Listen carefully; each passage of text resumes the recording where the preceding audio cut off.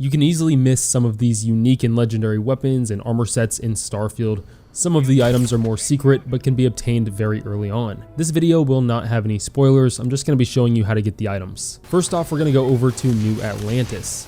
During the story, you'll come across the United Colonies headquarters where you go and meet this guy named Tuala pretty early on. He's located right above the underground tram on the first floor of the giant tower, but he offers you a spot to join the United Colonies. If you accept, he'll send you on a test run for a simulator where you fly and take down some ships. Shortly into this quest line, you'll come across a quest called Gruntwork, which takes you over to the planet Tau Ceti 2, which lies in the Tau Ceti system. During your mission here, or you can just come back later if you missed it, you can find a unique pistol sitting in the back inside of a crate.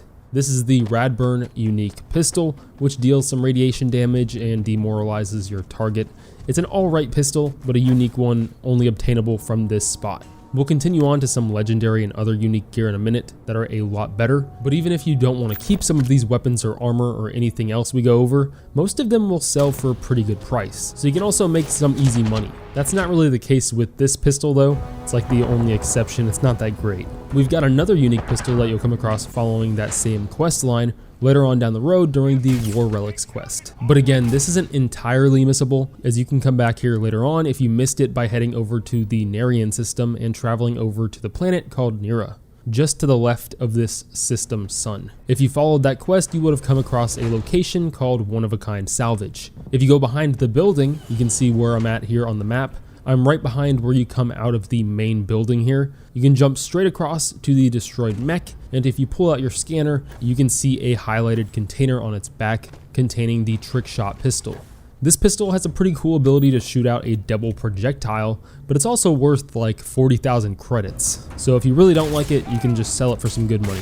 Next up is the Reckless Bombardment, a unique grenade launcher with the ability to deal 30% extra damage on your next attack if you hit them in the limbs with your last attack. So you can just spam this thing to damage enemy limbs, and you're gonna deal a big chunk of damage, especially if you have the skill points towards heavy weapons, as I do not have any towards it, and this still deals like 120 damage. You'll come across the Reckless Bombardment by following that same UC faction questline we've been going down, where you come across the quest called Hostile Intelligence, where I believe at the very beginning of the mission, you're in this location here where you can speak to Lieutenant Walter, who you can purchase the Reckless Bombardment from. However, it costs quite a lot of credits, around 70,000 total credits actually, and in my opinion, not really worth it unless you really have credits like that. But this is also where you can purchase the Vampire's Gift unique rifle for a little less than 15,000 credits, and a lot more worth it in my opinion, as it absolutely shreds enemies, plus it has a chance to have enemies drop med packs.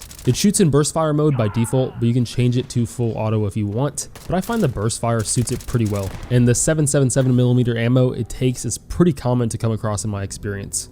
If you missed these two unique weapons during the quest, the Vampire's Gift and the Reckless Bombardment grenade launcher, you can actually come back to this location again, as it's found on Mars in the Sol system, and if you click on Mars on Sidonia, you can find the option to travel to TMD headquarters. Travel there and run from the launch pad into the elevator, take it all the way down, and then keep running straight ahead, where you can jump down to the first floor. You should find Lieutenant Walter standing there just like before. If you're currently playing through this questline, stick around for the next set of legendary loot, because there are a ton of missable legendary items here. During that same quest called Hostile Intelligence, it's really important that you save right before landing on that planet. The planet is called Taliman 2 in the Alpha Centauri system, and I believe it's completely hidden until you make it here during that quest. You want to change your difficulty to very hard and then make a save before landing on the actual planet. There is a lot of legendary and unique gear here that you can totally miss. When you get here, you're supposed to head inside the building to the right and speak to the commander. Don't speak to her right now though, because you don't have to in order to loot and keep re-rolling the loot. Talking to her isn't going to mess anything up, it's just sort of a waste of time for now. There's a ton of loot in this room that she's in, including a weapon case on the floor behind the counter and a bunch of cases up on the wall. The reason we're saving and setting the difficulty to very high is because all of the loot in the containers, like the weapon cases and helmet cases, even the armor spacesuit cases, all have chances to give you higher end gear each time you load in, some of it having a chance to be legendary. The commander will point you toward the armory as an optional objective, and again, totally missable, especially the minigun that you get for speaking to the guy in here, which is worth a ton of credits, but also all of the loot here, including the legendary armor. The UC Anti-Xeno spacesuit, a really good set of legendary armor, where if you're standing still, there's a 75% chance to reduce incoming damage by 50%, so if you're standing still, almost every hit against you does half the damage. Plus, it also absorbs 15% of damage from aliens, and when you get low enough, you'll automatically heal.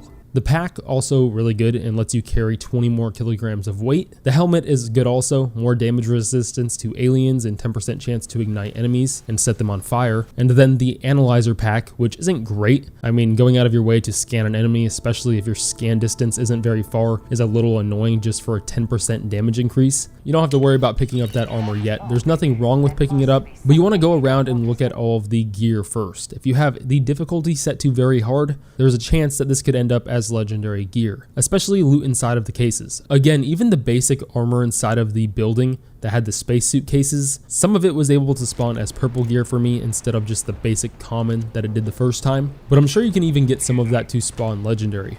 If you don't find any legendary gear in either building, reload your save that you made, double check that you actually did change the difficulty to very hard before saving, and then go ahead and do it again. Land on the planet, run over to each of those buildings and loot them.